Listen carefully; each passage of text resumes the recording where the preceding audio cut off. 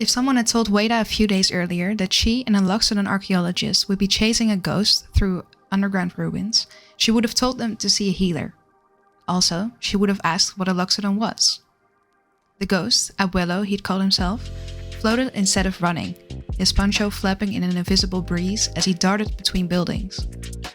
Quince raced after him, trunk curled out of the way, and Wada followed, scanning their surroundings for potential dangers. Unfortunately, being at the back meant she was the last to see what awaited them around the corner, next to an underground river. "Titan!" Abuelo shouted, then vanished into a swirl of purple-pink energy. Wada skidded to a halt, nearly running into Quint's back. Ahead, a hulking figure loomed, easily twice her height. She might have mistaken it for part of the fungus growing from the walls, until it moved. Its head was a huge, layered mushroom, like those that grew from jungle trees, while its shoulders and chest were clusters of smaller, round-topped morels. Jagged, chitinous spikes jutted from the backs of its massive hands and up its forearms. A low, discordant buzzing, more seen than heard, raised the hair on Wada's arms. Before she or Quint could do any more than stare, the creature charged at them. "Get back," Wada told Quint. She brandished her sword to attract the creature's attention, circling toward the rushing river and away from Quint. "Tilanelli, smite my enemies," she prayed. The Titan grabbed half of a crumbling wall and threw it at Wada. She danced sideways, the huge stone block breezing past and landing with a crash behind her. Its impact sent pebbles and splinters flying, slicing her bare skin and rattling of her armor. With a roar, the Titan thundered toward her and reared back to strike. Wada ducked, lunging under a swipe from an arm big as a tree trunk. She rolled into a crouch and sliced at the back of its leg, then hopped back to her feet. A human would have been disabled. The Titan was unaffected. It turned and swung again, and again Wada slipped between its legs, darting toward its back. She hacked with her sword, carving out a chunk of fibrous material to no effect. She might as well have been fighting a tree. The point of a spear drove through the Titan's chest. Huatli, Inti, Kaparakti, and the other warriors had arrived, while Wada was fighting, and as one they screamed and attacked. They surrounded the creature, taunted it, stabbed it, carved away pieces until mushrooms and chitinous bark littered the ground.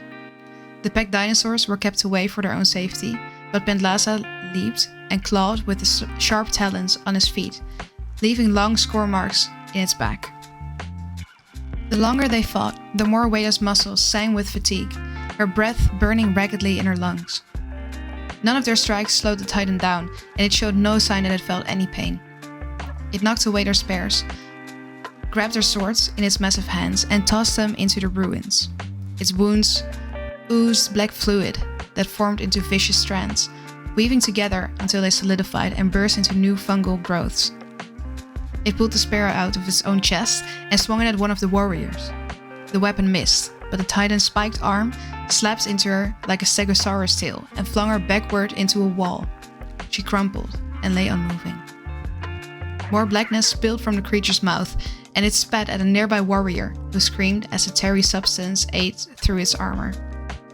Wada ran to his side to help, but the sight of bloody bone through the remains of the man's flesh told her she was too late.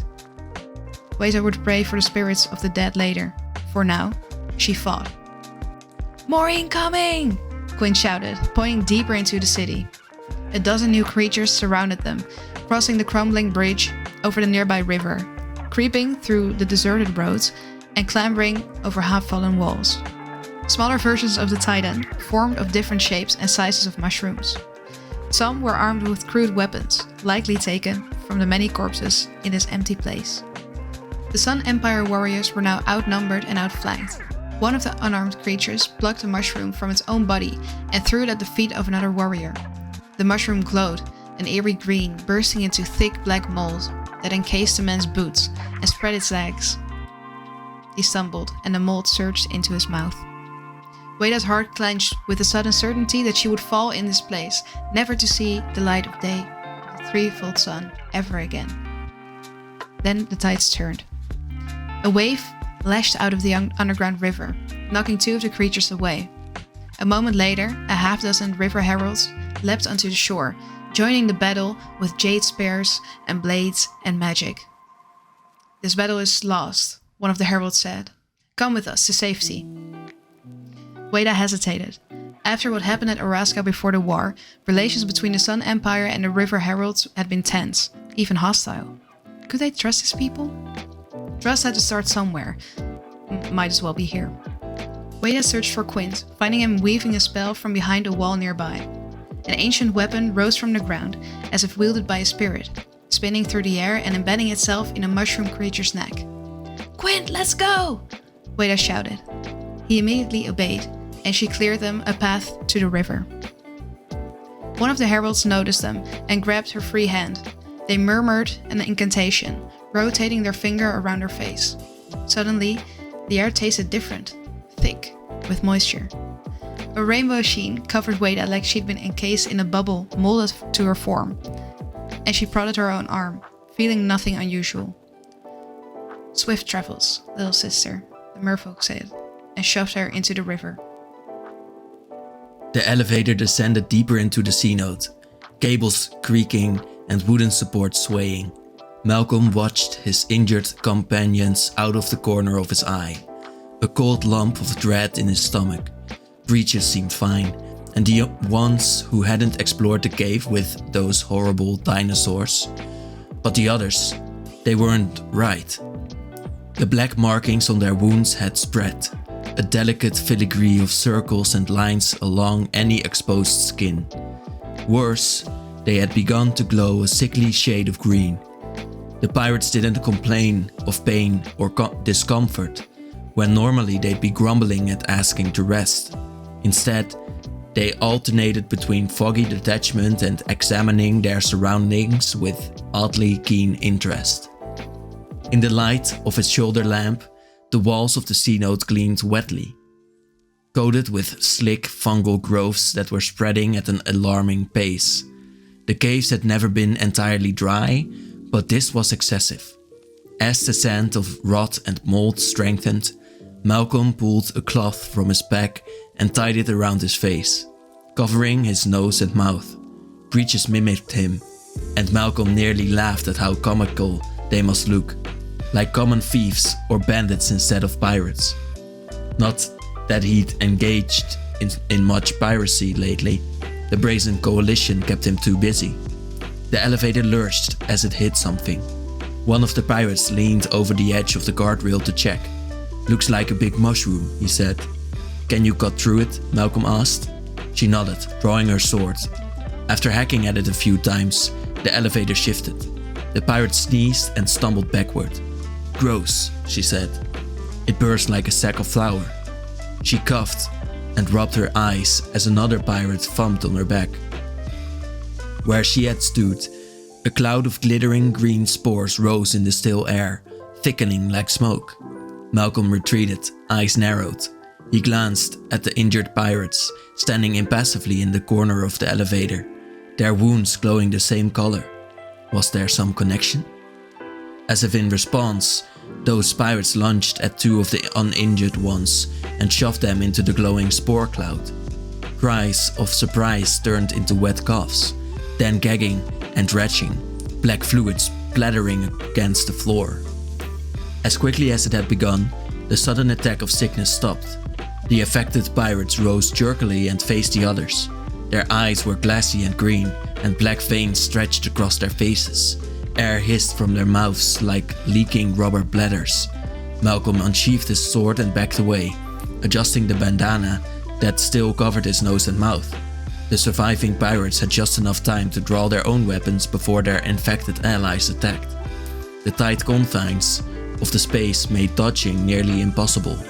Every slice or thrust could hit a foe or a friend. "Big boom?" Breaches asked. "No, you'd kill us all," Malcolm yelled. He leapt over the guardrail, the lack of air currents forcing him to rely on his magic to fly. He circled back and clung to the elevator ropes, which pulled him up and away. Below him, the pirates fought desperately, but like the dinosaurs in the cavern, the infected seemed impervious to pain or injury. Breaches joined Malcolm on the ropes as the elevator continued to descend. "Escape!" Breaches yelled. At the sound of his voice, The infected looked up in unison with their vile, green eyes. "Cut the lines," Malcolm said, his blood cold. "Hurry." Breaches gripped the rope with both feet and his tail. He sliced one cable with his knife while Malcolm sawed at the other. The lines were thick, intended to hold substantial weight, and they were less than half cut when the infected started clambering up the side of the elevator. Though Malcolm's muscles burned, he sawed faster. The cable in his hands unraveled and thinned, then came apart with a force that knocked him loose. The elevator jerked, the infected pirates inside stumbling. Breaches grimly held on as his line snapped, and with a terrible silence, the elevator fell away into the dark. Closing his eyes, Malcolm tried to calm the hummingbird flutter of his heart. "Come on," he finally said. "We can't stay here." He alternated flying up and climbing, Breaches spacing him on the ropes. He diligently avoided the tendril of fungus on the nearby wall, shuddering as an eerily eye-like mushroom seemed to track their movements.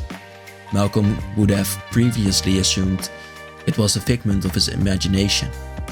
Now, he wondered what terrible creature could turn pirates and dinosaurs into mindless puppets, and why. As unpleasant as a waterfall of fiery molten rock might be, multiple such sprouts, and even rivers of the stuff, were infinitely worse. If the path to Ixalan continued through such inhospitable and deadly terrain, Bartholomew wondered whether, despite Fido's assertions, a god as powerful as theirs was meant to be found.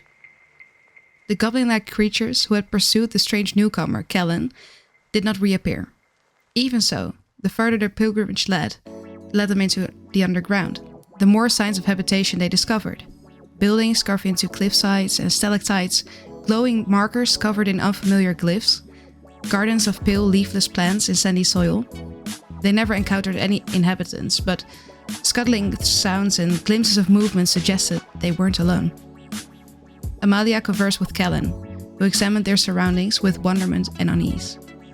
Bartholomew saw his own daughter in the young cartographer, still so innocent despite surviving the deprivations of their recent invasion. To protect that innocence, to guard the future of those like her, he would make any sacrifice necessary. Thus far, that meant that capitulating to Fido's orders. When Queen Merelda assigned Bartholomew to join this expedition, he was told to play along and discover Fido's true intentions and loyalties. He hadn't realized how heretical the Hierophant's ideas had become, how far he had turned from the church. He also hadn't been able to discover who gave Fido the lands and a journal of the Venerable Tarian, but it suggested that the opposition to the Queen, the faction supporting Vonadalido and other so-called...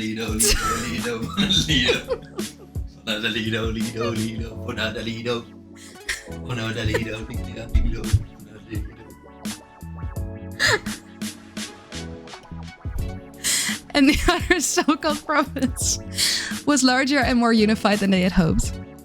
What if Ixalan had aligned himself with the anti-vax? Bartholomew shuddered to consider it. The Legion entered a larger, flatter plateau overlooking a pair of lava falls. From one moment to the next, silence yielded to shouting and a clatter of motion. Clevelenyo's soldiers circled the others protectively, weapons drawn. 24 warriors surrounded them, taller than the vampires, broader, with faces like great cats and spotted fur to match. They wore elaborately decorated helmets and armor and wielded bows and vicious-looking serrated obsidian blades and pole arms. Bared fangs promised violence, and Bartholomew wasn't eager to test their skills at arms. They had sheer numbers on their side, unless one counted the Legion's porters and prisoners. "You will come with us," one of the cat people said, brandishing a polearm covered in glyphs. "Who are you?" Fido asked, his voice cold with authority. "I'm Kutzel, champion of the Melamed," was the response. "You will come with us, or you will die." Bartholomew cleared his throat. "We are on a holy pilgrimage," he said. "We seek only safe passage through these lands. We mean you no harm." Fido's glare suggested he resented either Bartholomew's intrusion or his lies. Kutzel shifted her gaze, head tilted. "Your mission is not our concern. Sovereign Akinek Ahau will decide your fates." Clevelenyo looked to Fido. "Orders?" We fought too much already, Bartolome told Fido quietly. Morale and supplies are low. Diplomacy may serve our cause better than making enemies. Fido returned his attention to Kutsil. I will meet you, Sovereign, he said. Lead us. The Melamed warriors kept their weapons trained on the Legion. With her polearm, Kutsil gestured for them to follow. Fido leaned closer to Bartolome. Do not undermine me again, he said quietly, his voice thick with menace. Bartolome inclined his head in acknowledgement. They followed Kutsil across more stone bridges, deeper into the city of those people, the Melamed.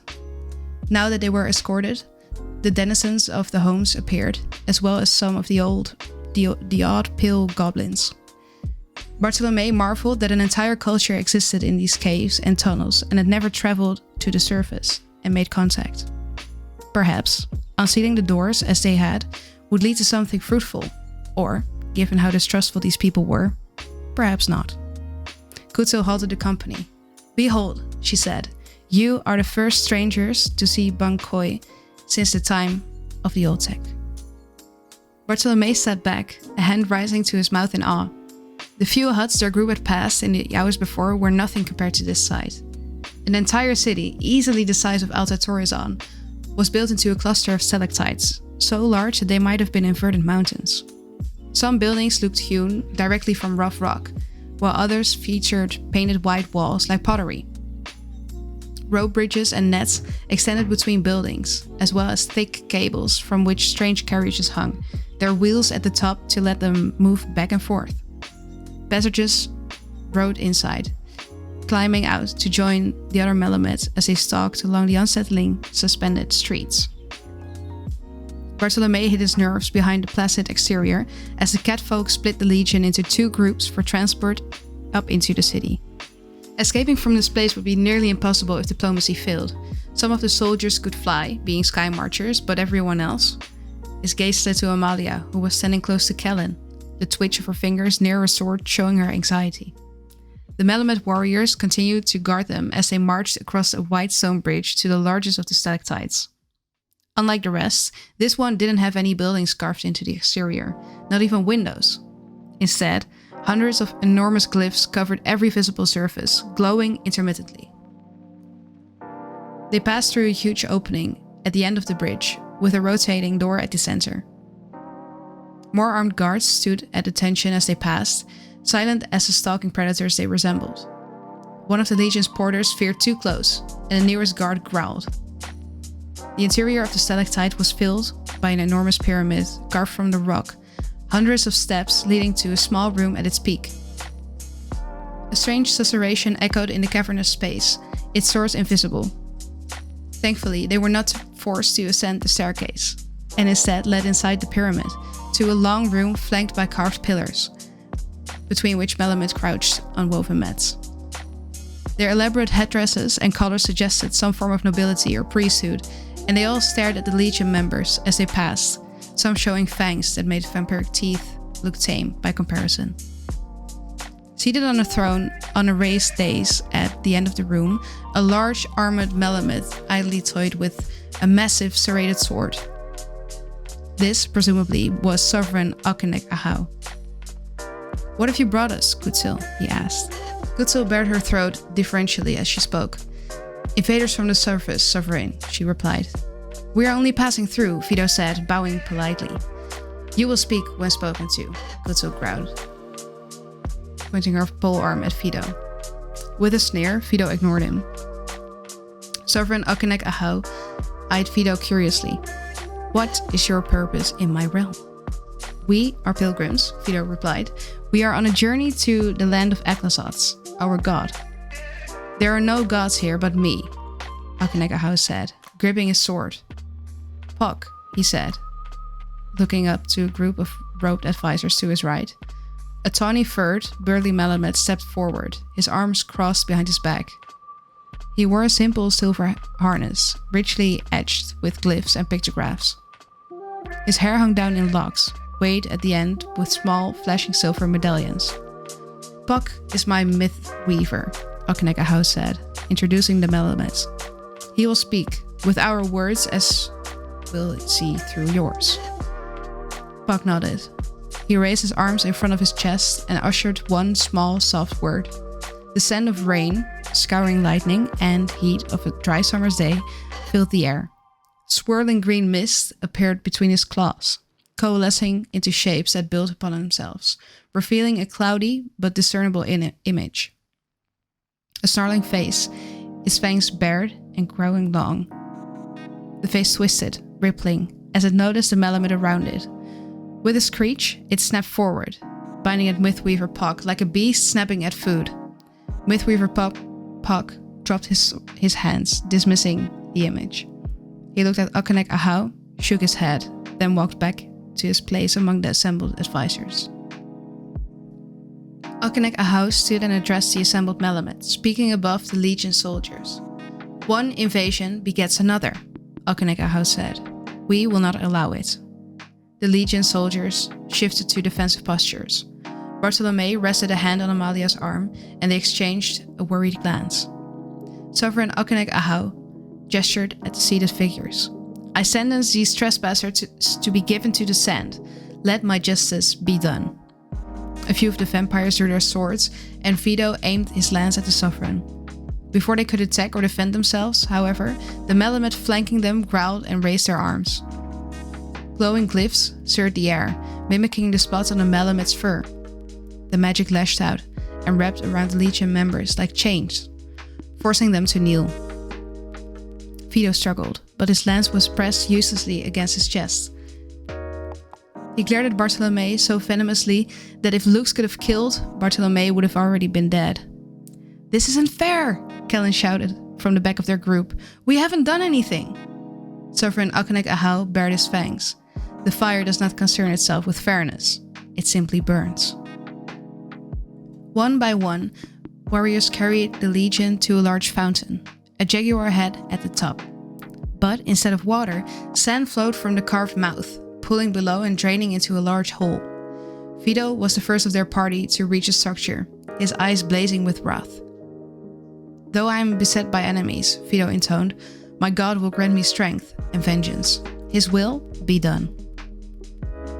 Bartolome watched as the Malamute threw his comrades into the basin of the sand, some succumbing silently while others screamed or fought. Vito went in head first, the lance still pinned to him by the magic chains that kept him bound. Clevelenio followed, hissing and baring his fangs. Amalia stayed still and eerily calm as she sank down, first her legs and then her arms disappearing below the surface. She murmured something to herself that he couldn't read on her lips, eyes wide and unseeing. Callan, across from her, struggled and flailed at the sand, panic obvious on his face as he slid closer to the gaping drain. Just before Amalia finished, she told Callan, "Hold your breath." Had she been granted a vision? Bartolome hoped so, because otherwise their mission was at an end, and he was to blame. He followed her lead and let the Malamute lift him into the large, coarse-furred arms, fighting his own fear as he was unceremoniously tossed into the fountain's basin. His only consolation, as the sense claimed, was that Vito wouldn't have had the chance to do more mischief in Torrizon. He only wished that goal hadn't come at such high a cost. Wida tumbled through the cold dark of the river. An impossibly fast current pulled her forward, the light of the threefold sun affixed to her belt casting wild shadows around her. She realized that she could breathe, no doubt thanks to the spell the merfolk had cast. Even so, she had little control over where she went, and she could only do her best not to be dashed against the walls or the riverbed. Sometimes she glimpsed a wider cavern above her, or the ground opened below like a lake or sea note. Sometimes flashes of glowing green teased at her edges, or the tunnel forked and she glimpsed some unreachable alternate path. Through it all, the current carried her toward its unknown destination. Finally, after an age, a new light appeared in the distance. With a brief increase in pressure, she burst out into open water, cold and clear. Wida kicked her way to the surface, searching for the others, finding some of them already swimming toward the nearest shore, including the scout who had pushed her in. Merfolk guards lingered nearby, their fins rippling as they bobbed in place, watching her progress but not moving to help or hinder her. She soon flopped onto the land, glad to see Quint beside her already sitting up and peering at their surroundings with undisguised awe. How did he swim though? A massive stone city rose from an underground ocean, freshwater, not salt, and extended down into the depths even farther. Stepped in a manner like temples to the threefold sun. Bright lamps burned above low buildings while long strings of bioluminescent baubles and baskets holding firebugs lit the visible streets and alleys. Everywhere she looked, river heralds walked or swam or rested, watching the newcomers warily and talking amongst themselves. Watley wrung out her clothes, surveying the area. There must be thousands of heralds here, she said, wincing as Pantlasa shook himself and flung water everywhere. The young merfolk scout flared her gills. My mother says it's the greatest assembly of merfolk bands Ixalan has ever known. She held out a hand to Waida, who accepted it and stood. I am Nikansil, she said. Be welcome. Watley furrowed her brow. Why are you here, if I am not too bold in asking? We await the opening of the final gate to the source, Nikansil said, gesturing at the corroded door at the top of the temple staircase. My mother, the great shaper Pashona, can tell you more. She found this place after the death of the deep-root tree. Watley stared at the door, squinting as if to see better from a distance. Could this be Matsalanti? She murmured. Have we truly discovered the door that leads to the birthplace of mankind? The home of the gods, as the poem claimed? If it is, Quinn said, I wonder what else they have found here. Did the Coin Empire make it this far, or did they remain closer to the surface? And imagine what historically significant artifacts might be lurking in some ancient cupboard. He checked the seals on his scrolls, apparently satisfied that everything was intact. Waida regarded him with curiosity and faint unease. What would you do with artifacts if you found them? I'd love to establish a proper excavation site, he said. To be sure everything is treated as carefully as possible. And then what? Waida asked. You dig things up and leave them there? Not necessarily leave them there, Quinn said. I suppose it depends on what all of you want to do. Whether you want to keep everything here or take some items back to Araska, perhaps even set up a museum. So people would come here to ogle things? Waida frowned. How strange. Quint laughed. I suppose it does seem odd. It's one way of making sure the stories of the past aren't forgotten. Ah, like the warrior poet, Waida said, glancing at Watley. Right, yes, Quint exclaimed. I'd make notes over the course of the excavation, then write up a detailed account for my colleagues on Ocavios to share what we found. His gaze grew distant. Maybe I could publish it across the multiverse somehow. Waida's frown deepened. But it's not your story. Quint's ears flared slightly. Well, no, I would just be the one telling it. Why you? Waida pressed. You are not from Ixalan. You are not of the Sun Empire or the River Herald. You shouldn't be telling our stories for us. Perhaps not telling then, Quint said, looking away over the water. Recording, disseminating. I am trained in this, you know. He added a hint of ire. I won't trample all over your history. He pulled his goggles over his head with his trunk and began to clean them with a cloth. Waida huffed a breath, wondering why she cared so much. Why this bothered her. Sure, she had once dreamed of following Huatli's example and earning the mantle of warrior poet herself someday, but the war had shattered those dreams like the pottery they'd found in these caverns. She had been a soldier and a pirate, sometimes helping the Brazen Coalition steal and sell not only artifacts from Torzan, but from her own people as well. Those thefts had paid her passage and kept her fed, never giving her more than an occasional hint of guilt. She deserved more than she'd gotten from the army, hadn't she? But she'd left all that behind.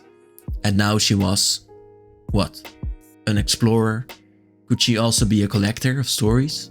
Those of her homeland and her people?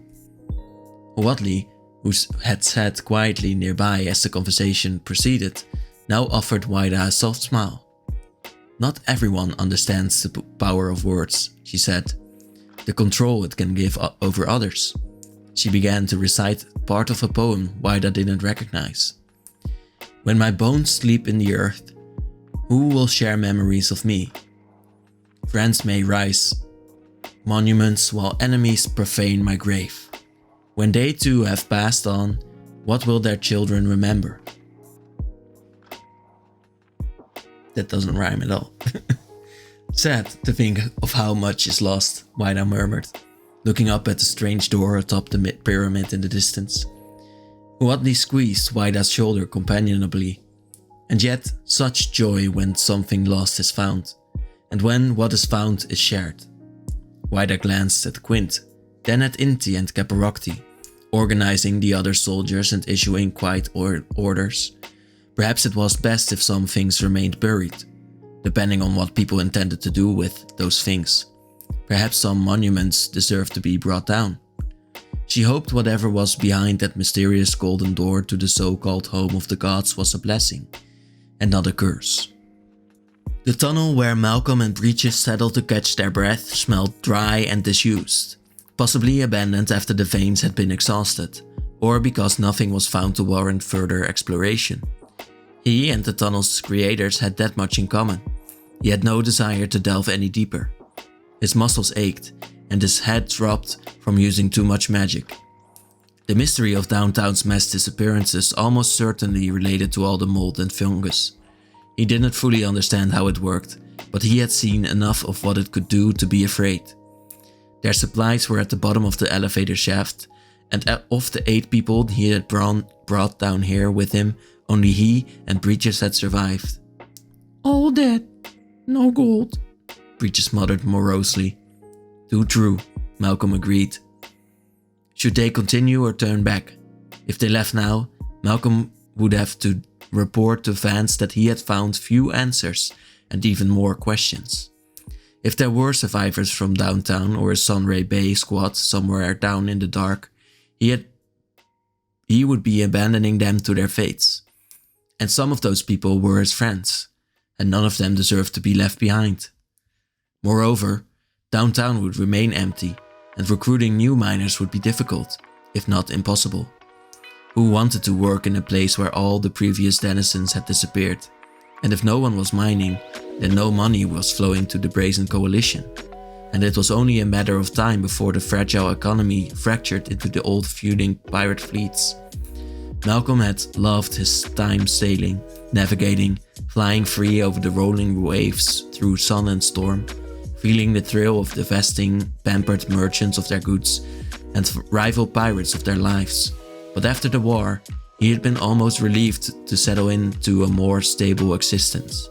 To lose that now, it wasn't something to consider lightly. Not when he might still solve the problem. Not when he might save people if he chose not to give up yet. "What do you think, Breeches?" Malcolm asked, leaning against the tunnel wall. "Do we head up back and live to fill another day, or do we keep going down into the unknown?" Breeches removed his head and scratched his head, then shrugged.